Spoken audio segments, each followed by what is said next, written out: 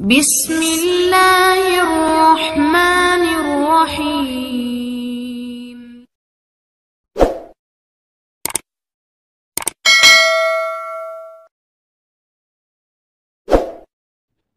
Jadi makanya ini pentingnya ngaji Quran. Saya mohon lah, ini BG, ini BSG.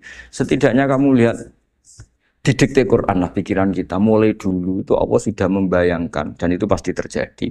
Ada kelompok sing wa akharuna atarofu bidzunub. Sementing tarofu bidzunubihim. Falam yuharrim halalan wala yuhallilu haraman. Sementing itu kaidah di fikih itu.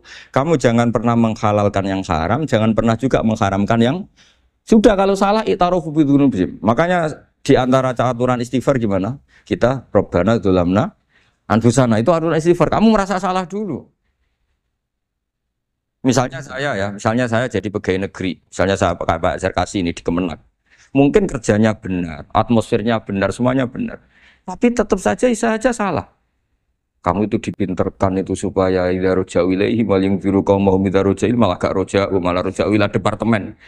Dalam kebenaran kita pun pasti ada salah, apalagi dalam misalnya saya datang ke Jakarta gini kan ya benar, datang ke sini ke Begit, kon mulang sampai dengarkan ya benar.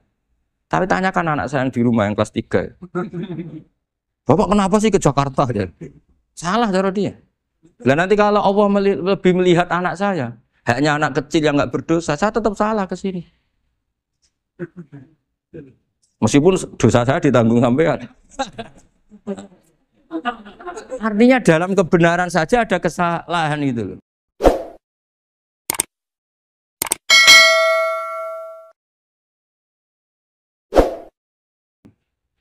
Nah, makanya kalau donga atau Rabbana dzulamna anfusan. Nah, makanya urutan pertama i'tarofu bidzunubihim. Nak salah aku ngaku. Wes salah berargumentasi. Salah ngotot. Kok Joko-Joko tua itu salah ngotot. Kandani nak nikah sunah Rasul cek ngotot ya itu kan zaman dulu. Kalau sekarang harus mapan dulu, kalau enggak kakean teori no. Kandani kene utlubur rizqa binikah niku riyen ye sakniki ribet. Wah angel kandani santri saiki teori ya. Kan kalau di santri lanang kuwatah mbak kata ibu arep rapi-rapi ora yo wis buan. Nanti kandani malah berargumen. Mulai santri-santri semanggon kota ini, teori tok ya. Coba namanya tak kandani, kon tawakal ra mikir pekerjaan, gak iso kan santri kota ra iso. Nah santri diso iso Pak Zarkasi ya. Kandani sing ngandel kon tawakal. Santri kota ra iso. Gimana? Wes mlaku-mlaku gak go ATM ra wani. Gak go HP ra wani. 2 kilo lupa ninggal ketika milih kembali. Coba di kalau ada apa-apa gimana ini? Padahal dulu berhari-hari gak bawa HP. Jadi, nah makanya wa akharuna itu nomor 1 ukurannya i'tarofu. Karena kelakuannya biye. Jenis ini kelakuannya kholatu amalan sholihah wa akhara. Konser ya kok ngarep, kok ono selawatan ya kok. Wah. Ono artis wayu delok dosokan, ono kiai melok dosokan salaman. Jare malaikat iki penggemar sapa ya? Ini penggemar artis, penggemar kiai. Ya sama-sama hero. Kepen roh artis yo wani dosokan, kepen roh kiai yo wani. Ya terusannya aja tapi itu menggembirakan tapi asallahu. Jadi ya muga-muga pangeran nyepuro, tapi kelasnya ya muga-muga. Kelakuan ngene itu tidak bisa dipastikan. Kelasnya ya muga. Beda kalau haladul walati jaratun tunjikum min adzabin apa? Alim itu untuk minum nafila harus waktu jadi namanya Mbak Malim terus. Nah itu makomel langsung yaghfir lakum. Warna wes itu kelas tinggi itu mesti langsung yaghfir. Nah sing kelas ngene wis asa. Wis asa iku sapik lah. Kayak aja langsung mesti nek kok ayate asa kok. Asa yang menawa-menawa kok.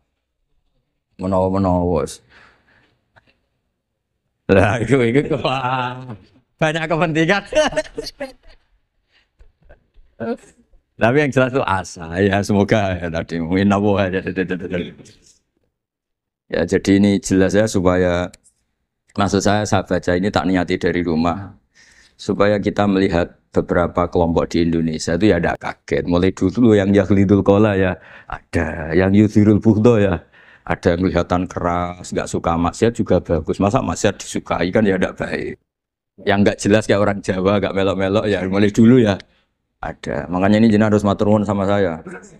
Karena perilaku kebetulan yang ternyata punya dalil. Alhamdulillah. Jadi nanti kalau setelah ini terus, wah ada dalilnya. Di Ikhya. Halaman berapa? Pokoknya kata Gus Pak ada.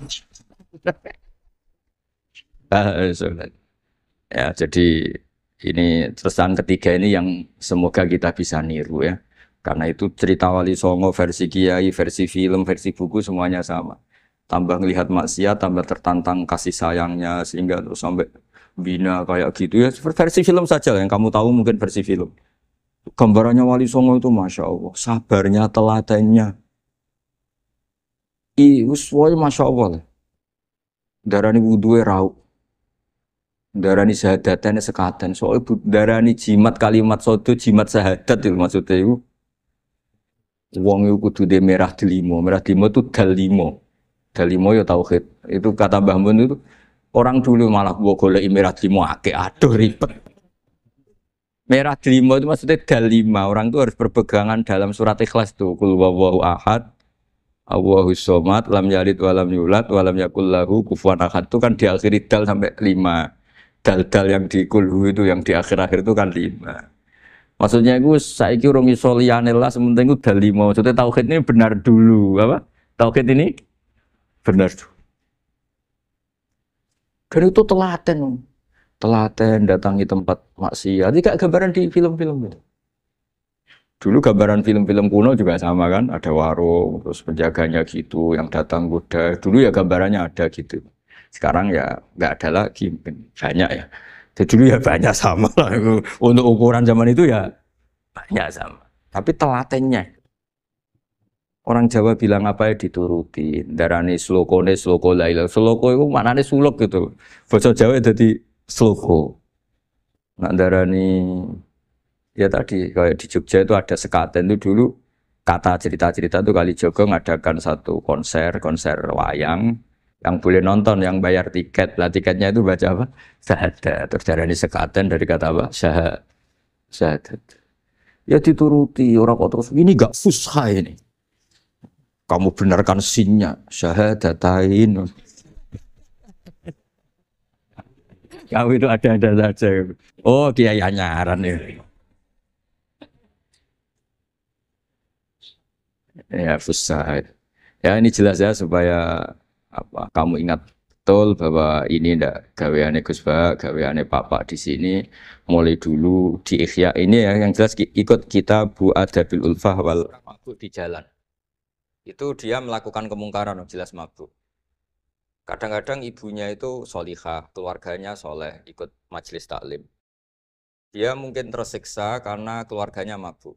Atau mereka keluarga tersiksa anaknya mabuk. Tapi tersiksanya hanya mabuk saja. Tapi gara-gara kamu nahi mungkar secara serampangan, kamu tegur malah dosanya bunuh Anda. Ini namanya apa? Nahi mungkar sing yu'addi ila ma huwa akbahu minhu atau angkaru minhu atau syarrun minhu. Kamu nahi mungkar tapi tanpa perhitungan sehingga melahirkan mungkar yang lebih dahsyat yaitu pembunuhan.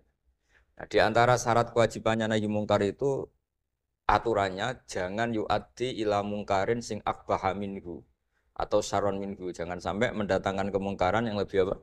Buruk. Ketika keluarganya dengar anaknya mabuk mungkin masih bisa mentoleransi, tapi kalau dengar bunuh kiai atau bunuh orang yang sangat dihormati karena ditegur lebih tersiksa. Begitu juga misalnya ada orang yang sering datang ke masjid itu berjamaah sholat, tapi pakaiannya masih agak-agak gimana gitu. Cara papa ngerti ya agak gimana. Dan ternyata kalau ditegur malah nggak sholat. Nah ini kan kita punya perhitungan ya. Kalau ditegur nggak sholat, kalau dibiarin tetap sholat. Mendingan nggak negur. Asal di hati kamu, jangan-jangan nanti nggak ada pemandangan kalau ditegur lah itu yang mulai masalah kan. Tapi sebetulnya itu mulai masalah itu hadun nafsi. Kalau perhitungannya gitu hadun nafsi. Tapi kalau perhitungannya selama masih Islami, dengan perhitungan-perhitungan hak wa rasuli, insya Allah itu ditoleransi. Ya ini jelas nanti kalau yang punya kitab Ikhya jelas ikut babnya kita Bu Adabil Ulfah wal Ukhuwah. Ya jadi nanti yang kitab naskahnya beda, Itu di Ihya-nya ikut apa? Kitabu Adabil Ulfah wal Ukhuwah. Bab cara merasa empati, kasih sayang. Itu di situ saya pernah baca khatam dan mengajarkannya juga berkali-kali. Dan muasalah saya dengan ulama-ulama dulu yang sudah meninggal. Itu di situ Imam Ghazali kalau dalil itu gini, sampai begini ekstrimnya. Mungkin bagi orang awam tidak ekstrim, tapi bagi ulama itu ekstrim. Fa inna wa ta'ala qadim tanna alaina bi nikmatil ulfah was suhbah. Isqala wa allafa baina qulubihim. Jadi kebencian itu tidak termasuk nikmat yang dihitung Allah. Yang dihitung Allah termasuk kenikmatan itu wa allafa baina qulubihim. Jadi mu'alafa, merasa nyaman dengan teman kita, saudara kita, meskipun beda ormas, beda kultur, beda apa, itu bagian dari kenikmatan. Jadi jangan mentang-mentang kamu diminahi mungkar terus adanya kebencian. Itu di Quran jelas, nikmat itu dihitung termasuk pemberian Allah terbesar itu wa allafa bainakum. Bahkan Allah ngendikan law anfaqta ma fil ardi jami'an ma allafta baina qulubihim walakin Allah allafa bainakum. Rasulullah yang kesayangannya Allah saja dibayangkan Muhammad urusan cinta kasih, urusan kasih sayang, urusan saling mencinta. Andai kan kamu biayai, andai kan negara menggelontorkan APBN untuk rekonsiliasi nasional itu tidak bisa. Karena ini urusan hati. Kamu bisa tak kayak ide sak miliar seneng wong elek kan tidak bisa. Atau ora usah dibiayai wong ayu. Susah sekali itu. Kamu bisa seneng orang yang nggak pernah berbuat baik sama Anda tidak bisa. Tapi walakin Allah allafa. Kalau Allah sudah menghendaki itu semuanya bisa. Kita kadang mencintai orang yang nggak pernah berjasa sama kita. Kamu punya teman yang sering takdir kamu nggak pati cocok sama orang yang nggak pernah naktir kamu seneng. Kalau Allah sudah alqal mahabbah, siapa yang bisa mengendalikan kehendak Allah? Kamu punya teman mulai SMP, SMA nggak bisa senang. Ketemu pertama di bus senang. Yang bisa ngatur itu siapa kalau nggak Allah? Meskipun cara kok itu witing tresno jalaran kulino. Tapi Allah menghendaki, pandangan pertama seneng, pandangan sangang tahun bosen. Nggak kurang cara kalau makanya para ibu-ibu harus berdoa ya Allah ya muqallibal qulub. Sabit qalba zauji ala mahabbati. Itu kalau nggak didoakan wah bisa hilang semua itu. Suaminya nggak mau berdoa gitu. Karena takut kurang variasi. Tapi ini cerita cinta, cerita ulfa tidak bisa. Lau anfaqta ma fil ardi jami'an ma allafta baina qulubihim. Tapi walakin Allah allafa. Jadi kalau urusan makanya jenengan harus syukur. Bawaan saya melihat sampean anak-anak BG itu cinta. Padahal nggak jelas asal usulnya piye. Terus tapi saya sudah 4 tahun kalau 5 tahun ngajar di sini. Diam di Jakarta katanya harus ya. Harus. Itu bahasa keangkuhan harus. Karena kalau di kitab fikih itu ijabu malam yajid termasuk dosa besar. Karena berarti musyarrik apa? Ya Pak Sarkasi ya. Iya di Sulam Taufik jelas termasuk dosa besar ijabu malam yajid. Mewajibkan sesuatu yang tidak wajib. Mergo fa anta musyarrik. Berarti kamu bikin syariat baru. Karena sudah ada mandubat, ada masyru'at, ada syariat ini sudah sempurna.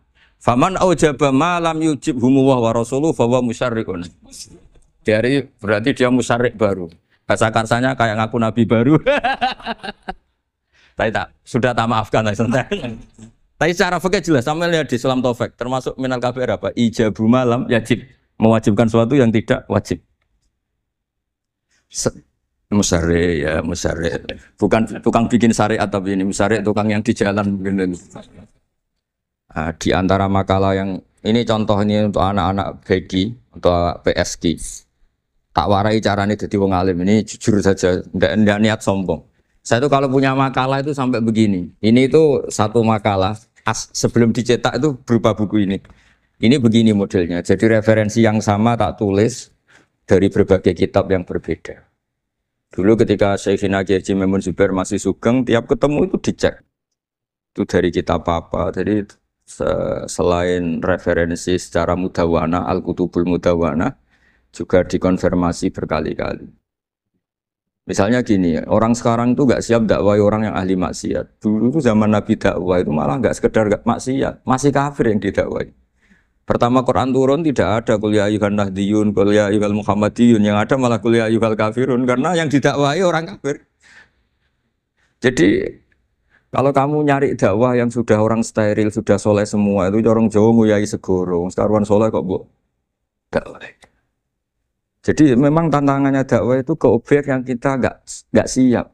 Nggak siapnya mungkin kita beda agama, mungkin beda kultur, beda kesolehan tuh. Ya, jadi ini tak baca beberapa makalahnya orang dulu. Ketika melihat saudara kita, teman kita atau tetangga kita melakukan maksiat atau sedang maksiat. Tak baca Arabnya dulu mungkin sebagian nanti itu mungkin biar barokah ini teks aslinya Imam Ghazali. Wa turuqus salafi qad ikhtalafat fi izharil bughdi ma ahlil ma'asi. Semua orang salaf berbeda-beda dalam memperlihatkan ketidaksukaan ma ahlil ma'asi. Tentu kita semua tidak suka perzinaan, tidak suka mabuan, tidak suka togel, tidak suka judi. Terus fa'in kulta ini yang mulai dialek gitu ya. Fa'in kulta itu andekan ada satu pertanyaan, yaitu yang mulai halaman 20. Fa'aqallu darajati fi izharil bughdi al-hajru wal i'radu wa qat'ur rifqi wal i'anah. Fahal yajibu dzalika hatta ya'siyal abdu bitarkih. Fa'aqulu la yadkhulu dzalika fi dhahiril ilmi tahta taklif wal ijab. Fa inna na'lamu annal ladzina syaribul khamra wa ta'atau al-fawahisha fi zamani Rasulillah sallallahu alaihi wasallam as-sahabah maka yuhjaruna bil kulliyah. Dulu zaman Nabi juga banyak orang-orang yang masih mabuk, masih melakukan hal-hal yang buruk. Tapi mereka yang sedang maksiat atau baru berstatus fasik itu maka yuhjaruna bil kulliyah. Tidak begitu ditinggalkan saja atau asingkan begitu saja. Balkanu mungqasimina fihim ilaman yasdidul qawla alaih. Sebagian sahabat kalau melihat orang yang mabuk, yang enggak benar, keras. Wa yuzhirul bughdalah, memperlihatkan tidak sukanya. Wa ilaman yu'ridu anhu wa la yata'aradu anhu. Ini milik orang Jawa, ya tidak benci, ya tidak suka, pokoknya terus pasif. Semua corong Jawa gak melok-melok ya, itu. Nggak, biar sampean ngerti bahwa perilaku kita sebagai orang Jawa atau orang Timur, orang Indonesia ternyata ada pembenaran di ikhya, meskipun kebetulan. Kebenaran Anda meskipun kebetulan. Nah kali ini kebetulan yang punya dalil itu. Maksudnya sudah kebetulan sekarang dicarikan apa? Dalil. Kan lumayan kan supaya kelihatan pinter gak Pak Zarkasi gitu. Kalau ini pinter dapat gaji. Jadi pinter ada dua. Pinter yang digaji Allah kayak saya, digaji negara gak Pak Zarkasi. Maka pasti kaya saya lah yang gaji lebih kaya. Saat dulu tuh sering ngajar di Jogja, ketika boyong di Naruan, di Rembang itu teman-teman saya yang kerja di Jogja itu tanya gini, Pak kok bisa ya habis gaji tetap di Jogja pindah di kampung yang gajinya agak jelas. Ya jelas saya kata saya, kok bisa gajinya dia itu surga, gaji kamu paling 2 juta. Terus dia bilang, ya inginnya 2 juta dan surga, rakus gak baik kan. Tapi Allah itu maha luas, masih nggak apa-apa ya gaji di dunia, gaji di akhirat nggak masalah. Ya. Jangan insya Allah betul sudah. Artinya gini, ketika melihat kemungkaran ini kan saya bela Mbah Mun, makanya judul ini Al-Intisar lil Madhabi Syekhina, bela Mbah Mun, bela Pak Kuras, bela bapak kita sendiri. Kita tidak pernah punya guru-guru yang melihat kemungkaran itu reaktif. Tapi secara referensi yang reaktif zaman dulu pun ada wa ilaman yuziru al-bughdalah. Ada orang yang memperlihatkan ketidaksukaannya. Ya kita secara referensi itu ya ada kelompok yang seperti itu mulai dulu ya ada. Ada yang tidak ngambil sikap. Nah ini sangat Jawa sekali. Wa ilaman yu'ridu anhu wa la yata'radullah. Ya, tapi kamu jangan terus bilang wah Imam Ghazali berarti NU kultural ya ndak. Imam Ghazali itu ada sebelum bahas Mas Ari, nanti kamu ngait-ngaitkan Imam Ghazali punya KTA NU enggak ya ndak ini. Ya jelas ya, ada yang ngambil sikap apa? Yuzhirul bughda, memperlihatkan ketidaksukaannya. Ada yang ngambil sikap yu'ridu anhu wa la yata'arradu. Nah ini yang ketiga, ini yang persis Wali Songo ini yang ketiga ini. Wa ilaman yang zuru ilaihi bi'ainir rahmah. Ada orang itu melihat temannya maksiat, saudaranya maksiat, bawaannya malah tambah suka, tambah sayang. Karena itu dianggap sarana menarik simpati, kemudian berharap nanti menjadi baik. Ini yang ketiga, ini yang mungkin paling berat, tapi itu percontohan yang diceritakan wali-wali Songo. Ini jelas ada ya kelompok ketiga. Artinya gini loh, kalau kamu melihat kiai atau sejarah Wali Songo yang empati atau membina orang-orang fasik dengan kasih sayang, kamu jangan langsung bilang ini Islam apa ndak nahi mungkar. Kamu yang kurang ilmu ribet. Ini jelas ada takbirnya. Mulai ini Imam Ghazali loh, Hujjatul Islam. Orang punya gelar Hujjatul Islam. bukan dokter, bukan profesor, Hujatul Islam. Sedunia lagi, bukan versi kampus tertentu, sedunia, diakui sedunia. Ternyata mulai dulu ada orang yang pilihannya apa? Wa ilaman yang zuru ilaihi bi'ainir rahmah. Ada terusannya, wala yu'athirul muqata'ah wa taba'ud. Dan dia tidak ngambil sikap memutus hubungan dengan yang sedang maksiat. Jadi bawaannya malah yang zuru ilaihi bi'ainir rahmah dan tidak muqata'ah. Tapi tentu ya tidak muqata'ahnya karena niat bina ya, bukan koalisi. Bukan malah menik. Tadi kalau ada yang ke masjid masih pakaiannya agak gimana, dibina itu untuk lebih baik. Jangan takut kehilangan tontonan. Itu yang paling masalah itu. Hadu nafsi kalau itu.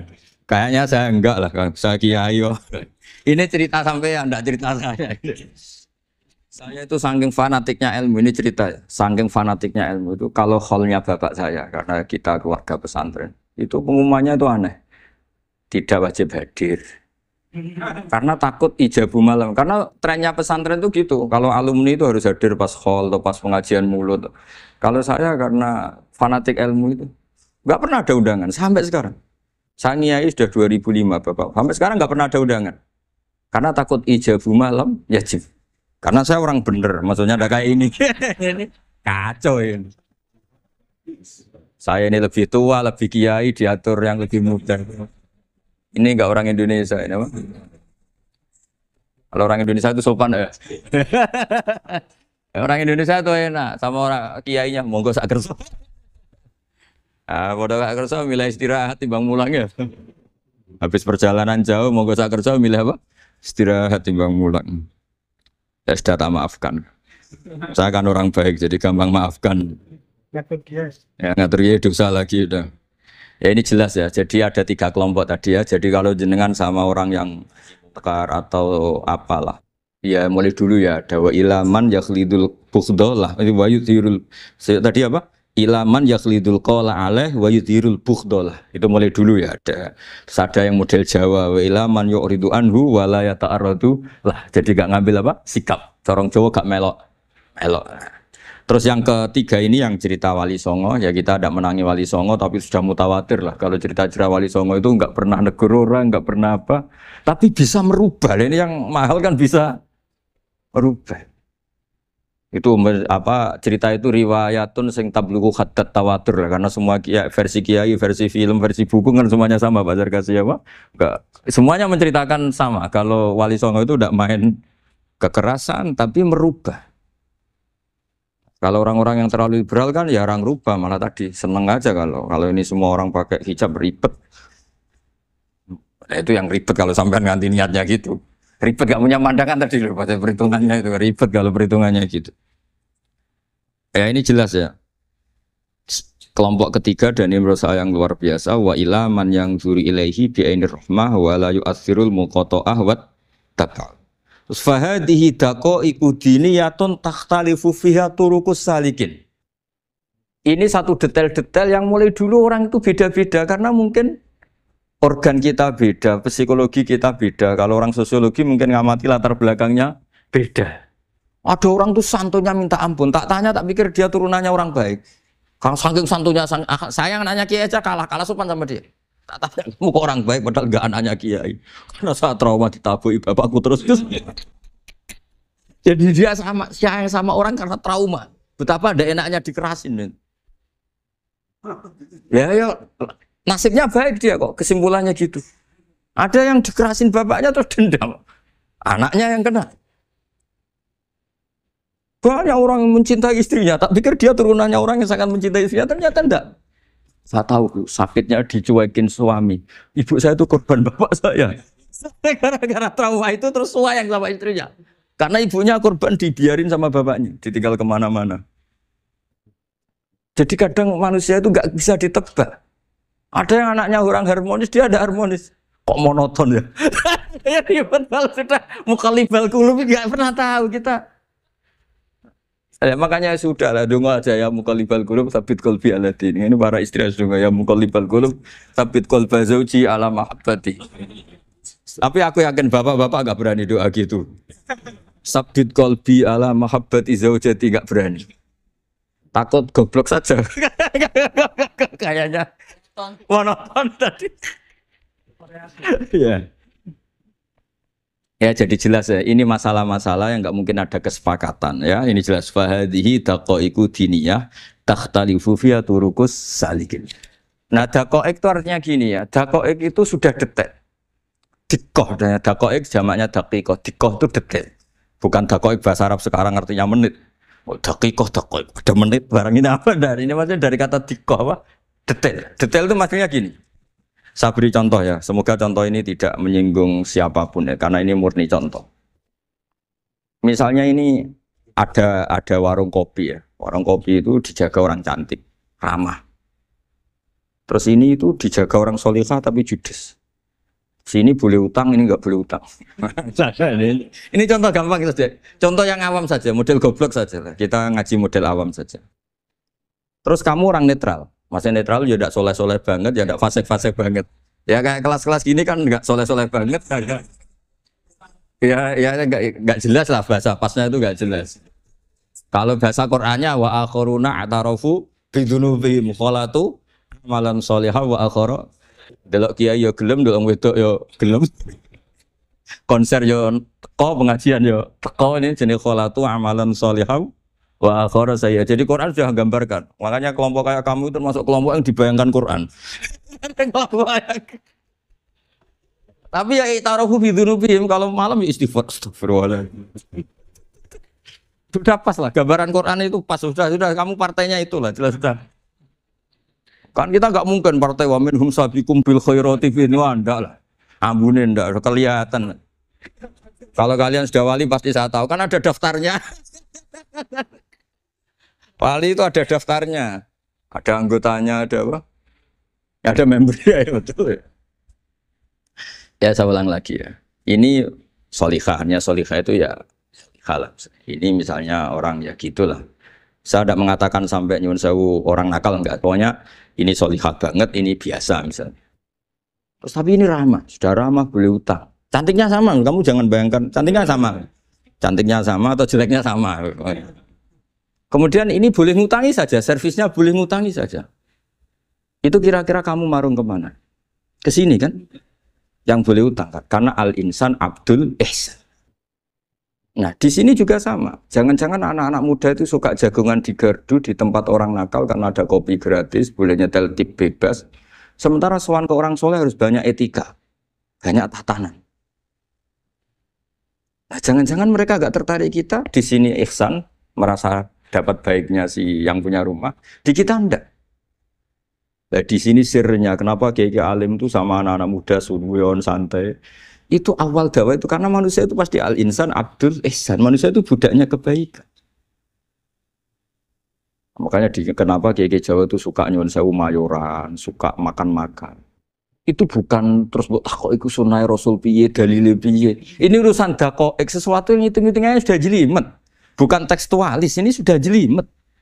Jangan sampai di tempat orang-orang nyuwun sewu yang kurang baik itu makan-makan mayoran, ketemu wong saleh mentuk ijazah we. Kon maca ngene, kon poso ngene kan mesti. Nah, ini cerita aja, kamu enggak, makanya saya bilang enggak perlu nyinggung siapa, ini teori. Daqaiq itu. Nah, tapi kalau bawaannya orang soleh itu rileks. Bapak saya itu saya menyaksikan, setiap sama tamu itu guyon. Tamu belum duduk aja mesti ibu dibilangin kon gak nomam. Karena tamu zaman dulu itu memang sering gak kelar marung. Tamu saya guys, apa bertamu nang hotel, mangan sih ribet. Nah, kalau al-insan abdul ihsan, jangan-jangan orang kesini itu Allah nyalakan kita karena kita salahnya kurang ihsan. Makanya diantaranya doanya orang-orang dulu ya Allah jangan berikan ke orang-orang fajir, orang-orang fasik satu kenikmatan yang saya harus berutang jasa ke mereka.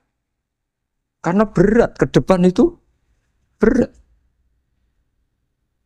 Jadi jangan-jangan kita dakwah tidak mandi itu kurang kompetisi lah istilahnya. Nah makanya Wali Songo itu sikapnya simpati. Ya tadi. Makanya terus guyonan di dunia sufi, meskipun guyonan itu masuk akal. Kok tidak marung yang solihah, kok marung yang enggak solihah. Kalau yang ini senyum, ini merengut. Nah di sini pentingnya senyum. Meskipun fikih berfatwa senyum itu sunat, saya ulang lagi, fatwa fikih formal itu kan senyum itu sunat. Tapi ada surah yang senyum itu wajib. Ya tadi misalnya kamu kalau jadi kiai senyum orang ngaji ke kamu, tapi kalau kamu gak senyum orang ke ngaji yang aliran sesat, misalnya belajar yang aliran sesat. Hanya karena orang netral itu ngukurnya senyum. Bawaan suan kiai dimarahin ya suan yang gak kiai gak dimarahin misalnya. Nah di sini hebatnya Quran. Bayangannya walaupun tafadzul ghalidul qalbi lan faddu min qawli. Kalau kamu jadi kiai kurang simpati pasti orang itu bubar. Di sini fatwa fikih sudah tidak berjalan kalau senyum itu sunat. Ada wajib. Tapi bukan wajib yang keliru kak tadi jabu malam wajib enggak, ini wajib yang karena hitung-hitungan syariah itu. Lo coba ya, mana ada wong soleh yang top ya. Sekedar kita mungkin pegawai negeri atau lurah, orang ke kita harus prosedur. Sementara kadang ke tempat yang kurang baik, nggak usah prosedur. Orang kan nyaman nggak diatur, timbang diatur. Bawaan gitu saja sudah membatasi akses kebaikan kan? Jadi lepas dari kita tidak bisa melakukan, tidak apa-apa. Ini kan kita fair secara ilmiah, hitung-hitungannya gitu. Dakoek itu kira-kira hitung-hitungannya begitu. Makanya kiai-kiai yang dulu itu meskipun dalamnya dibatasin karena kiai juga butuh istirahat, butuh macam-macam. Kalau pondok itu enggak 24 jam karena semua orang bisa mengakses. Saya tuh kalau ngaji Rebo itu ribuan, enggak mulai orang jelas, enggak jelas, setengah jelas, yang wali, setengah bulat, setengah buron, ada semua. Sampai ada yang setengah buron pernah ketemu polisi yang ngaji. Saya ini mau nangkap kamu malah ketemu di sini jadi. Jadi sudah lah Pak atas nama hormat Gus Pak nangkapnya nanti aja. Karena ketemunya pas ngaji. Karena kebaikan nggak boleh dibatasin. Coba kalau saat pengajian tak batasin, yang dokter saja, yang DRS saja, yang begini saja. Sementara dangdutan nggak dibatasin. Suatu saat maksiat lebih besar ketimbang ngaji. Itu saya ditanya Allah, salah mbak batasin. Saya juga nggak bisa jawab kan kira-kira gitu. Nah ini dakoi, maksudnya ini cerita saya tidak ingin nyinggung siapa ini, maksudnya dakoi itu suatu yang perhitungannya detail. Detail itu jelimet. Ya saya teruskan ya. Tapi kamu jangan kaget kalau setiap angkatan beda. Ini jelas wa yakunu amalu kulli wahidin ala ma yaqtadi halu. Terus wa muqtadul ahwal fi hadil umur imam makruha aw manduba fatakunu fi rutbatil fadail wala tantahi ila tahrim wal ijab. Nah ini jelas. Metode-metode itu sudahlah. Paling kalau benar ya mandubah, kalau salah ya makruha. Kamu jangan kalau orang salah metode tahrim enggak bisa. Oh metode itu misalnya gini, ada orang enggak nahi mungkar. Oh ini haram, kiai kok enggak punya kepedulian enggak nahi mungkar. Ya jangan gitu, urusan manhat. Manhat itu enggak bisa berstatus tahrim atau ijab karena ini fleksibel bimuqtadul hal wal waqti. Jadi ini alimnya Imam Ghazali ya, tidak bisa. Fa inna dakhil tahta taklif aslu ma'rifah lillah wa aslu kubadalika qad la yata'adda minal mahbub ila ghairihi wa innamal mu'tadi ifratul khub wastila'u wa dalika la yadkhulu fil fatwa wa tahta dhahiri taklif. Jadi rasa itu tidak bisa dikendalikan taklif. Artinya gini, agama saja itu tidak bisa ngatur-ngatur rasa. Ini kan misalnya gini, contoh gampang ya, kamu tidak usah tersinggung, pasti kamu mengalami, bukan mungkin tapi pasti mengalami. Wadah orang rokokan, keriting, jualek, puwesek, wedut rokokan, itu rokokan dulu. Itu kayak mau angkel. Wah, semua angkel harus dianggap cawe itu orang bener. Baru ketemu cah wayu menarik rokokan, mesti oleh mangkel gitu. Wes jam jujur, tidak usah munafik kamu. Betul ya? Ya betul.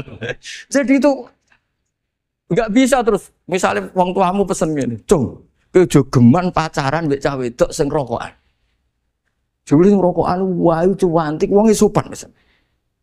Yo rokokan tapi sopan. Terus kayak si ibu ngono. Larangan kok ngono gitu. Tapi misalnya sing rokokan welek gedut keriting. Wes lungguhe nyigrek. Bener ibu ora oleh paling. Ternyata pembenaran Anda ini butuh fakta yang lain gitu loh. Ya itu elek be ayu gitu Mas. Lu kayak ngandel gak? Makanya guyonan yang kiai-kiai kan gitu. Pak Kaji, anak sampean tombok innalillah. Tapi menang. Itu ya guyonan, tapi menurut saya itu betapa manusia itu mudah diombang-ambingkan nih. Masyhur tuh guyonan di kiai-kiai. Pak Kaji ono cawe itu numpak sepeda motor GL Max Pro, zaman di kan sepeda lanang. Wah, luput suwo kebablasan. Bareng ngono. Tapi niku ponakane jenengan, muga-muga terus pro pangeran. Ternyata orang reaksi ya berdasar kroni kan. Kalau yang maksiat orang lain yang tidak hubungan dengan kita, ben dilanat pangeran gitu. Setelah dikasih tahu ini ku ponakane jenengan. Muga-muga terus pro pangeran. Jangan-jangan kita juga gitu loh. Dengar orang yang maksiat di tempat-tempat maksiat langsung benci. Tapi bareng dikabari, ini ku koncone jenengan sing nate nyervit. Gratis jenengan traktir. Muga-muga bareng itu. Reaksinya. Karena al-insan Abdul Ihsan. Jadi ini bukan fatwa yang mengikat ndak. Nanti takut ijabu malam yajib tadi. Tapi ini kita ngomong ilmiah. Kita ngendikan ilmu berdasar yang difatwakan Imam Ghazali di kitab apa? Ihya. Jadi ini pernah tak baca di depan 100 ulama di pas 100 harinya mungkin lebih ribuan mungkin yang datang pas acara itu. Dan itu dilegitimasi. Jadi ini mutafak lah. Karena saya tidak ngomong mingki bali nafsi tapi berdasar teks yang ada di Ihya. Soal nanti misalnya kita salah di interpretasi atau salah di perilaku, ya itu normal kita sebagai manusia. Tapi saya pastikan kitab ini orisinil. Bahwa mulai dulu menanggapi kemaksiatan, kemungkaran itu terjadi 3 kelompok. Tapi semuanya tentu ingin merubah. Saya pastikan yang yahlidul qola juga tidak karena kebencian pribadi. Yang lunak juga bukan karena menikmati. Lah yang ribet kita ini kan lunak karena ini kalau yang cantik ke masjid sudah Islami, wah nggak ada pemandangan lah itu yang ribet. Jadi gayanya halus tapi banyak kepentingan.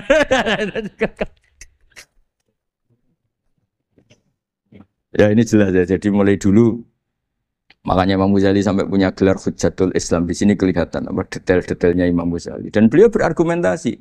Zaman sahabat pun ketika melihat seperti itu ya beda-beda kan. Di antara yang didawahkan beliau kan mulai periode apa? Sahabat kan, beliau ngendikan apa itu?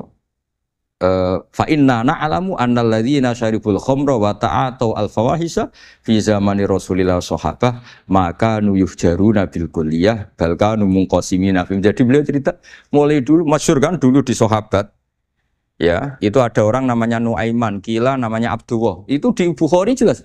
Wa kana yulaqabu khimaron. Saking dableknya itu teman-temannya kalau manggil tuh khimar. Terus wakana yuthiku Rasulullahi kasiron, dan dia yang orang yang mudah memperbuat Nabi itu tertawa-tawa.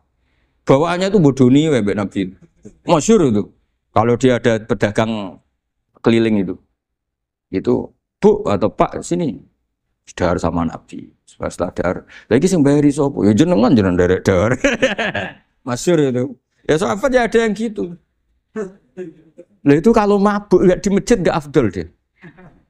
Gak mau di bar, kalau mabuk di masjid. Dia tidak pernah lihat jauh dari Nabi, nggak pernah. Kalau mabuk itu di masjid. Sama sahabat-sahabat lain dia dikhat. Dikhat itu diberi sanksi, kalau bahasa pondok ditakzir. Ditakdib. Terus saking overnya sahabat yang mentakdib, ada yang ma'aktsaroma syarib tal khamrat bena di Rasul. Kowe cek nemen ngarepe Nabi kok ngono kelakuan, anta malun. Kowe ku malun. Tapi apa kata Nabi? La tal'anuhu fa innahu yuhibbu wa rasulah. Masyhur itu di kitab Bukhari. Itu oleh komentari Syurahul Hadis, falam yukhriju bil maksiyah anil mahabbah. Ternyata ketika orang ini maksiat, Nabi masih mensifati punya karena dia tidak mau jauh dari Nabi. Kan banyak orang-orang fasik yang bawaannya enggak mau jauh dari kiai. Makanya orang Indonesia itu kemungkinan tidak tobat itu kecil karena pas nakal ya cek para kiai. Dijazai aja diwoco. Jadi misalnya nyon saya bar delok maksiat entek 1 juta, ini orang masjid ya cek nyumbang. Coba kok mau saya ketahui. Ijek orang imbang gitu loh. Tapi buahnya. Jadi akhirnya ya orang ini orang baik. Saya punya tetangga kalau tukaran sama suaminya itu jujur betul. Kenapa nak tegakno kopi ra gelem, senane ngopi ning warung. Ning kono nak nyugoi mbek senyum kowe ora. Istri kamu kalau nyugoi, oh ngombe. Di warung kan ngersakno napa. Padahal cantiknya kadang ya sama atau kadang cantik istri kamu. Gara-gara dua. Lah itu sudah takoek apa? Takoek. Ini urusan kompetisi itu. Ke kiai dimarahin, ke sini di servis. Ini monggo lah kita belajar bahwa karena sebagian riwayat disebut Rasul Akli Badal Iman Billah At-Tawaddud Ilan Nas. Setelah kita berargumentasi ilmiah secara tauhid, urutan dakwah berikutnya At-Tawaddud Ilan Nas. Kita harus bersikap simpatik dengan harapan simpatik itu membawa orang ila wahi wa rasuli. Kita tidak punya kepentingan pribadi, punya pengaruh banyak, membernya banyak, tidak lah ma'adha wa min dalik. Tapi setelah kita At-Tawaddud Ilan Nas, coba Rasulullah itu tiru.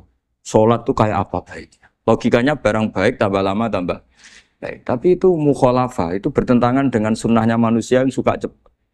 Nyatanya imam yang cepat itu yang lama itu yang disalahkan Nabi. Logikanya kan sholat lama, Qur'annya fasih. Yang imam itu Mu'ad bin Jabal. Nggak muntah itu ndak apa. Mu'ad itu sahabat paling fasih, paling alim. Artinya bacaannya itu ndak bikin kuping panas ini. Yang ngomong ini loh saya. Itu ketika kelamaan, yang disalahkan Nabi itu yang kelamaan. Karena supaya orang seneng sholat, ya sholat itu jangan jadi problem dong. Cara nggak jadi problem gimana ya? Jangan lama. Kayak apa agama ini? Sholat loh, sebaik sholat aja dikompromikan dengan hukum sosial. Karena kalau sholat terlalu lama, nanti ibadat jadi problem. Sampai segitunya.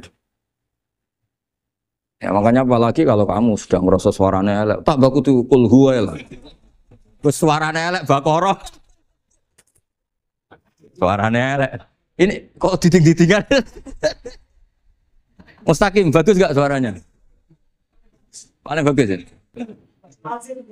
Salat sih. Ya gitu aja ya dibagi ya, yang suaranya tidak bagus suruh imami duhur asar aja. Tadi yang bagus biar maghrib apa? Isya ya. Ya gitu aja. Tapi ya sudah teruskan ya. Jadi yang jelas ada kelompok ketiga.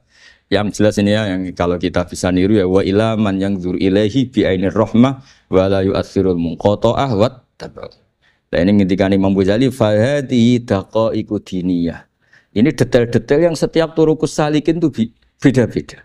Wa yakunu amalu kulli wahidin ala ma yaqtadihi haluh wa waktu. Jadi mulai dulu ini urusan relatif, urusan subjektif. Jadi tidak bisa kamu ada orang itu maksiat. Bawaannya kalau nggak dikerengi ramari ya ada. Yang bawaannya dikerengi tambah nemen ya ada. Bawaannya nggak jelas ya ada. Banyak ya kalau itu banyak. Jadi mulai dulu tuh ulama dulu tuh fair seperti itu nggak perlu diperdebatkan. Nah, sudah mulai dulu ya beda bimuqtadal hal wal waqti ya.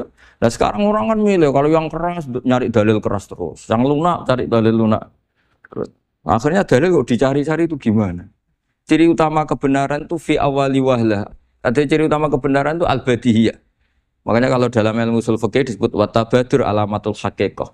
Penemuan pertama itu bukti yang digandaki Allah hakikat. Misalnya kamu sama orang nakal tanggo kamu. Anda nih malah nemen. Spontan orang itu pasti gitu. Karena di mana-mana sosialisasi itu dibutuhkan. Ketika negara atau kiai atau tokoh mau bikin apa? Pertama targetnya mesti sosialisasi. Sesuatu pasti ada tadrijan.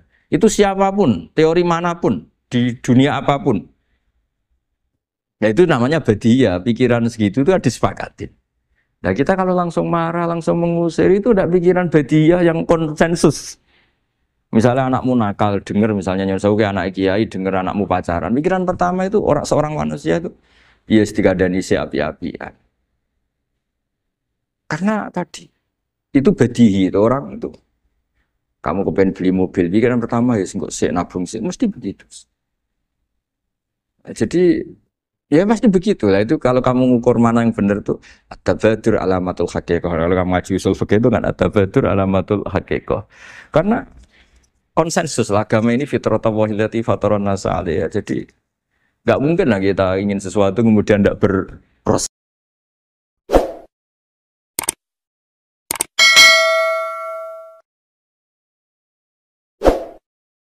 Jadi yang diceritakan Nabi Ibrahim tadi bahwa benci seseorang kita atasnamakan maksiat itu tidak segampang itu. Karena jangan-jangan kebetulan yang maksiat itu keluarga kita. Apakah kita punya kebencian yang sama saat yang maksiat itu keluarga kita, atasan kita, teman kita? Ya kayak tadi.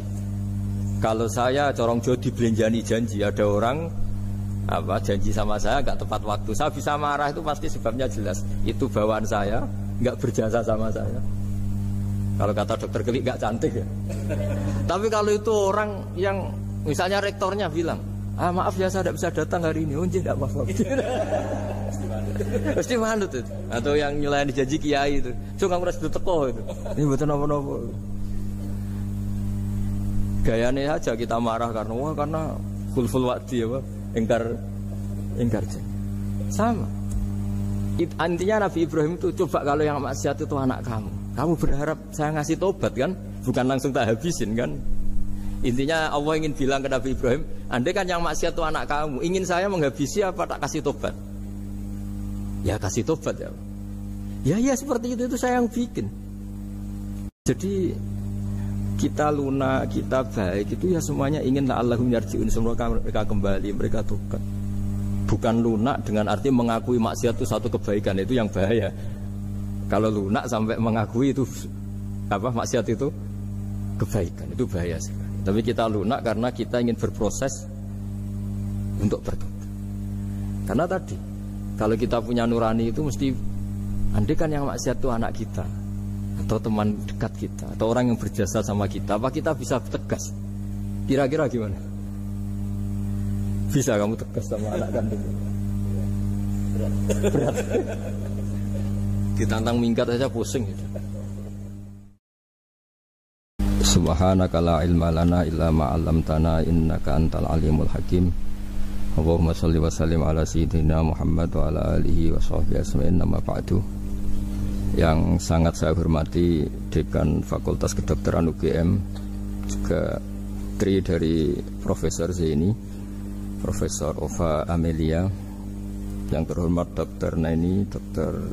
Profesor Dr. Madharina Zulia, dan semua yang hadir, termasuk teman kami Dr. Zulfikar, semua teman-teman kru, semua yang dari UGM, semua pendengar yang sangat saya hormati.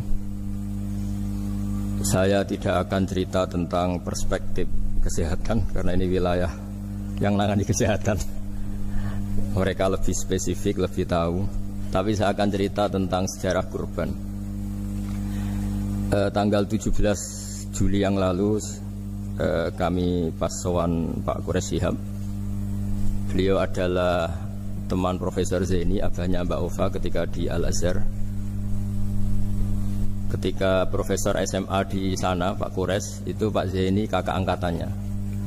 Jadi dekat sekali, dan alhamdulillah kemarin Mbak Najwa juga sambung langsung sama Profesor Ova lewat adik saya, Mama itu. Dan ini itu Bufa, sangat penting ya. Jadi kalau dalam tradisi agama itu silaturahim adalah menyambung sesuatu yang seharusnya tersambung. Saya masih ingat pesanan Pak Zaini, berkali-kali beliau bilang saya, agama yang masuk negara nggak konflik itu diantaranya paling spesial itu Indonesia, karena para wali ini mendampingi kultur daerahnya tapi tidak benturan. Misalnya kalau orang Jawa dulu pakai sesajen di sawah-sawah, katanya dimakan penunggunya.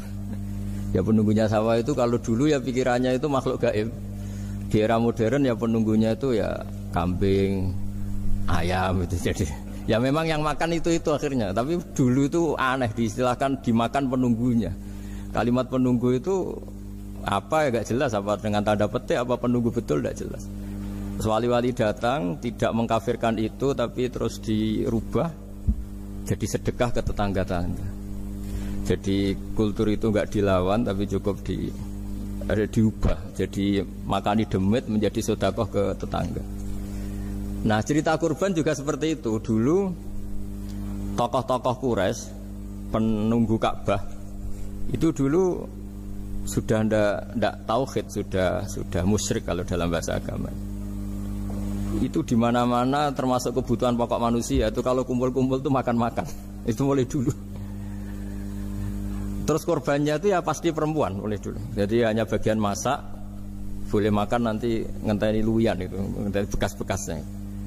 Sehingga yang nyortir Abu Jahal CS itu. Jadi yang kurban harus hewannya bagus, spesial, bahkan nggak boleh dikawinkan, hewan yang mau dikorbankan itu nggak boleh dikawinkan, nggak boleh pernah dikendarai, nggak boleh pernah dipakai bajak sawah dan sebagainya. Semuanya serba spesial. Nanti dikorbankan di Ka'bah, yang dijual Ka'bah. Nah pertanyaannya, Ka'bah ini nggak pemakan daging, yang untung ya ketua-ketuanya ini, karena Ka'bah tidak doyan daging. Dan itu ya di atas namakan Allah, ini demi taqarrub ilallah, demi. Sehingga mereka bilang waqalu hadhihi an'amu wa harsun hijrul la yat'amuha illa man nasa'u bisamihim. Ini hewan kurban harus spesial dan yang berhak makan hanya orang-orang spesial, yaitu para penunggu Ka'bah, para sadanatul bait. Tapi karena mereka sudah tidak benar, tidak jujur, Islam mau merubah tradisi itu. Tapi kalau tradisi itu dirubah, maka Islam akan terkenal pelit, karena dari acara makan-makan menjadi tidak ada makan-makan. Jadi kadang kebenaran itu harus diganti dengan sesuatu yang tidak ekstrim, karena tadi dari acara makan-makan menjadi sama sekali nggak makan-makan. Maka terus diganti oleh Islam dengan kalimat udhiyah, dengan kata kurban. Nah, kenapa itu harus terjadi? Karena kurban itu sebetulnya syariatnya Nabi Ibrahim, di mana orang Mekah itu memang turunan Nabi Ibrahim, sehingga sisa-sisa makan-makannya masih. Cuma mulai ada melenceng, ada sesajen, ada khurafat, ada bid'ah. Kemudian itu mulai masalah. Terus Rasulullah Muhammad SAW datang ingin benahi itu. Tapi yang dibenahi adalah menghilangkan kemusyrikannya, bukan makan-makannya. Akhirnya diganti oleh udhiyah. Nah, kenapa ada kurban? Kalau dalam banyak literatur, Nabi Ibrahim alaihissalam itu nabi yang paling, dengan tanda kutip, mengklaim kalau beliau itu orang paling sayang kepada Allah, paling dekat kepada Allah. Nggak ada yang dicintai selain Allah. Beliau memaklumatkan itu baik secara lisan maupun di gemuruh hatinya, di bisikan hatinya, di detak jantungnya, pikirannya seperti itu. Pas itu beliau belum punya putra karena beliau termasuk lambat punya anak. Suatu saat ditakdir punya putra, yaitu Ismail. Pas seneng-senengnya jalan, pas seneng-senengnya punya anak, sama Allah disuruh nyembelih. Anak kamu harus kamu sembelih. Ibrahim kaget. Kenapa ya Allah? Kamu adalah orang yang sering ngomong bahwa yang paling kamu cintai saya. Tapi setelah ada anak kamu, kayaknya enggak. Protes Nabi Ibrahim, Pak. Yang benar Gusti, iya harus anak kamu. Karena beliau kadung janji, kadung komitmen yang paling dicintai Allah, tidak ada yang lain. Saya akan mencintai engkau ya Allah, meskipun harus mengorbankan anak saya. Sehingga cerita terus disyariatkannya kurban itu. Ketika Nabi Ibrahim berkomitmen melaksanakan perintah itu, Ismail juga mau nurut, terus sama Allah diganti oleh hewan kurban yang bernama kambing itu. Sehingga versi cerita itu bahwa Allah akan maklumi ketika orang mencintai Allah secara serius, bersamaan dengan itu orang juga mencintai anaknya dengan proporsi masing-masing. Itu di khazanah-khazanah yang saya baca. Versi kedua, tapi ini nanti nggak perlu dipertanyakan. Nanti kalau UGM tanya itu versi yang paling baik, yang paling benar gimana? Yang tanya juga bid'ah, yang jawab juga bid'ah nanti. Karena itu wilayah yang kadung terjadi. Jadi kalau dalam ilmu hadis itu, kalau kadung terjadi, buat kamu unggulkan yang mana, tetap saja yang terjadi hanya satu, mau kelewat. Beda dengan istihad solusi. Karena mau terjadi ya kita uji coba. Kalau nggak cocok yang A ya cocok alternatif B, alternatif C. Kalau sudah kelewat, mau gimana? Kalau salah ya salah aja kan. Versi kedua begini. Semoga versi kedua ini yang benar. Kalau ini benar, keren. Nabi Ibrahim itu memaklumatkan diri. Kalau dalam bahasa Arab itu iddia itu mengklaim bahwa dia adalah orang yang paling sayang terhadap makhluk Allah, semua hamba Allah. Terus beliau diterbangkan ke langit.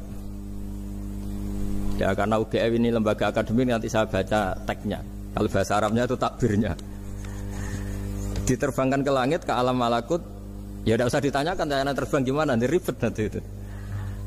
Setelah diterbangkan di langit, wa kadzalika nuri Ibrahim malakutas samawati wal ardh, diperkenalkan alam langit, terus dipertontonkan.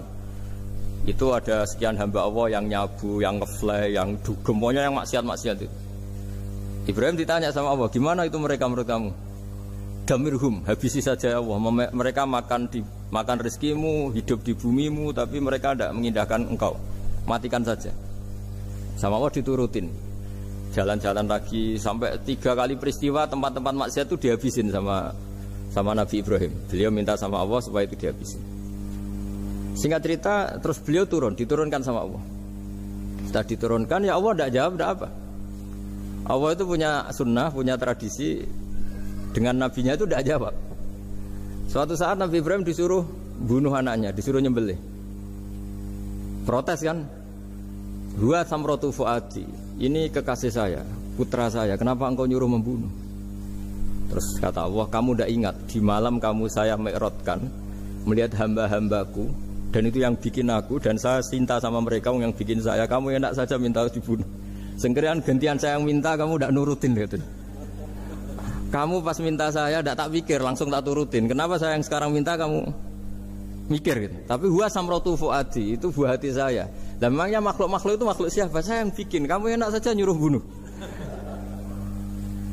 Nah semenjak itu jadi kearifan kita. Makanya Mbak Ova ini kalau guyonan di dunia kiai, kalau ada majikan bentak pembantunya yang salah meletakkan piring atau gelas, pasti cara berpikir mesti pembantunya ada cantik. Karena kalau salah tok kok dia cantik, itu mesti mikir. Nggak bisa orang bentak orang cantik gitu. Jadi sama, misalnya saya janjian sama Gus Fikar, janjian Gus datang hari Senin gini-gini, ternyata beliau nggak datang. Kalau saya tidak punya utang, tidak atasan saya pasti marah. Sudah janji kok gini-gini. Saya bisa marah itu sebetulnya sebabnya itu 2. Saya kecewa dan dia tidak punya jasa. Tapi yang diomongkan hanya, wah, semua kamu khulful wa'di apa? Nggak tepat. Coba kalau ini atasan saya jadi dosen karena beliau misalnya. Saya punya utang beliau. Mbok nyulayani janji apa kan? Nggih mboten napa-napa. Sama. Ada majikan mencintai pembantunya karena sangat cantik, mana ada mencahno piring. Omahe dirubahno itu tidak apa-apa gitu. Sama. Makanya ada guyonan di dunia kiai itu, ada anak perempuan kan nggak lazim ya, perempuan pakai GL Pro kalau dulu, mungkin sekarang pakai Ninja, pakai celana jin. Sopo wong luput suwuk itu. Siapa itu perempuan kok gitu? Niku ponakane jenengan Mbah. Astagfirullah, muga-muga pangeran nyepuro. Jadi langsung rubah dari maksudkan menjadi ndak karena keluarga. Nah, jangan-jangan kebencian kita pada maksiat itu oke, kita wajib benci maksiat, tapi tetap ada catatannya. Plus yang maksiat itu tidak orang yang terkait dengan kita. Coba kalau yang maksiat itu orang yang terkait dengan kita, itu anak kita, ponakan kita, mungkin istri kita, paling mintanya ya Allah ampuni. Sama-sama maksiat, yang satu minta dihabisin, yang satu kita minta diampuni. Fair gak kita sebagai manusia? Tidak fair. Tidak fair. Nah, iya gak fair ya? Apa ya fair? Mikir. Makanya kalau ada guyonan, ya itu tadi. Ada supir salah dimarahin, pasti supir ini belum pegang rahasia. Tapi kalau sudah pegang kartu, si majikannya punya apalah gitu, simpanan gitu. Wah ini pegang, berani marah gak tuh? Tidak ada. Ini dokter klinik juga teman saya. Itu pengalaman sekali. Jadi itu guyonan kiai. Makanya jadi manusia itu gak pernah adil sebenarnya. Makanya Allah pernah mensifati manusia itu bakanal insanu zaluman jahula. Manusia itu sangat zalim dan sangat bodoh. Kalau misalnya jenengan tanya, orang soleh pun itu gimana? Orang soleh asal manusia tidak nabi, itu ya mesti ada zalimnya. Makanya kalau dalam kitab hikam diterangkan, kitab hikam itu kitab yang olah manusia. Itu menyebut begini, manusia itu siapa? Dijawab, manusia itu mangkanat mahasinuhu masawiyah. Orang yang ketika baik saja salah, apalagi ketika salah. Kita misalnya punya toko laris gitu, doanya mustajab, laris, pembelinya banyak, kualitasnya bagus. Pasti ada toko sekeliling yang megap-megap karena orang sekarang ke kamu kan gitu. Sama di kampus ya gitu, kalau ada kampus besar yang lain pasti ke masjid, terhalangi karirnya di semua. Sehingga orang supaya terus merasa salah, Rabbana dzalamna anfusana, meskipun kita sedang benar pun. Saya termasuk kiai yang kalau ngelepas haji, mungkin yang haji itu mangkel. Karena saya tidak pernah muji-muji haji, meskipun saya melepas orang haji. Umumnya kiai kalau ada orang haji kan dilepas, Haji mabrur tidak ada lain balasan kecuali surga. Saya tuh karena pernah kecil, pernah dengerin masyarakat. Itu ngenes ketika si kiai pidato tadi ternyata ngenes.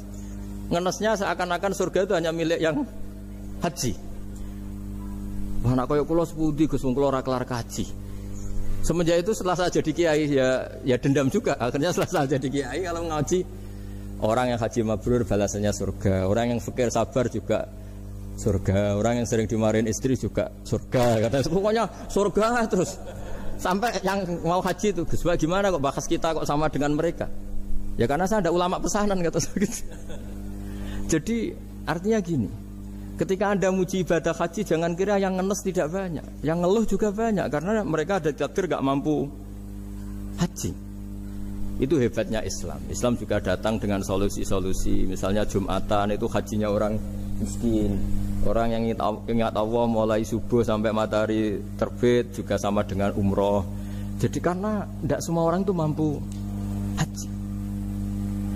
Jadi itu Islam. Jadi nanti tak bacakan, jadi versi kedua itu Nabi Ibrahim diperingatkan Allah bahwa tidak seperti itu cara mengelola hambaku.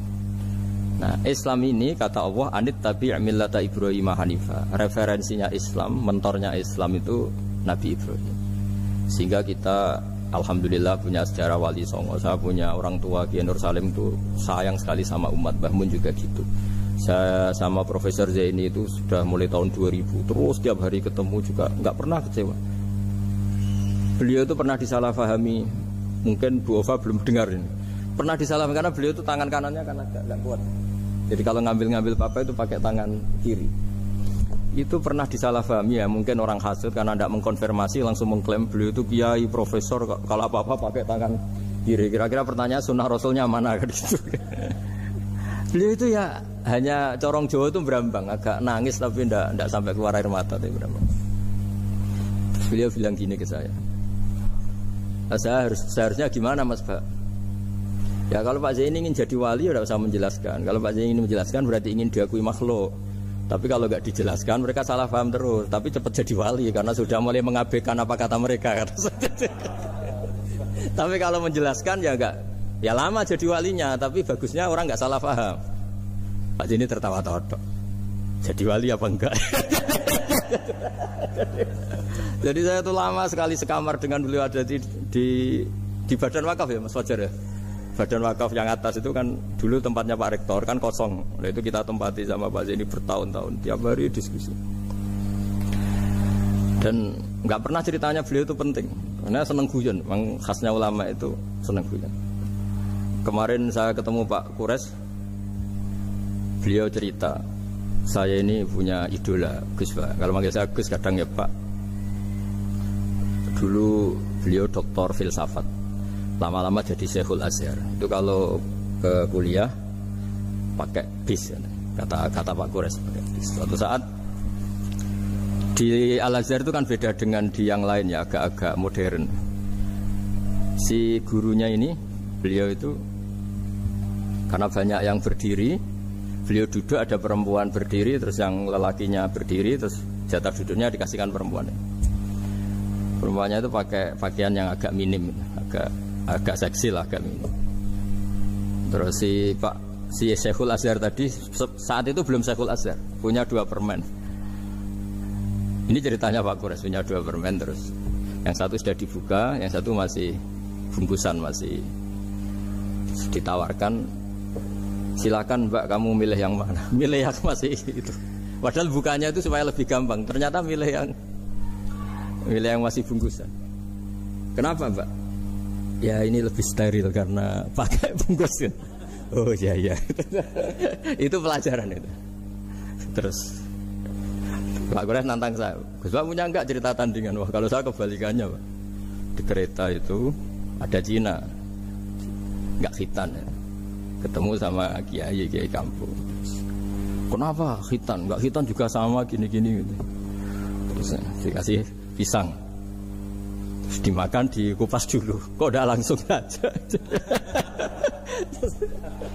Terus kata Pak Kures.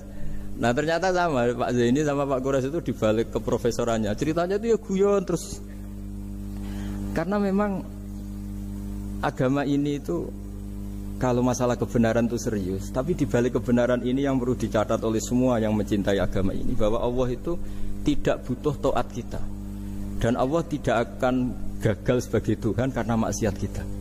La tanfa'uhu ta'atuhum wa la tadurruhu maksiatuhum. Allah tidak akan ngefek ketika semua orang taat ya gak ngefek, semua orang maksiat juga gak ngefek.